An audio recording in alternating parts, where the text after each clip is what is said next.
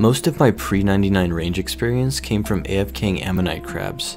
I did some skeletal wyverns, but not a very significant amount of them. For magic, I chose to splash for the majority of my XP, just because it's so AFK, even though it's very slow.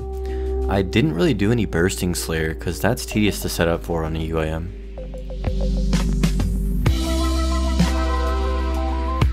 Big surprise here, but I got all my melees up through Slayer, getting 97 Slayer in the process, and a bunch of cool gear.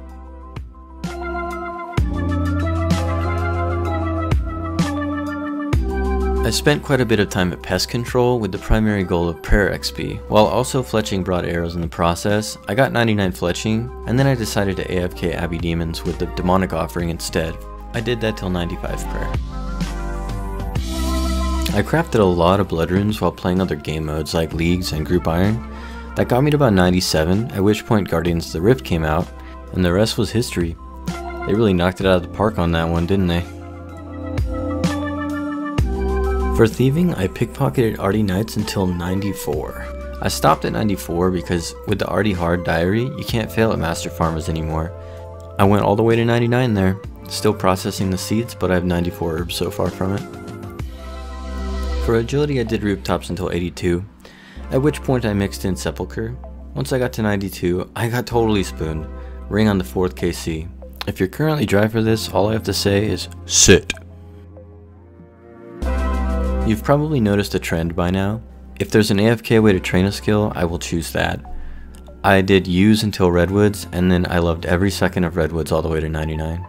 The efficient thing would have been to save some for construction, but that's just not me.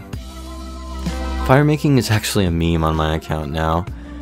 Wintertide was not out when I started this account, so it's never been convenient for me to go there.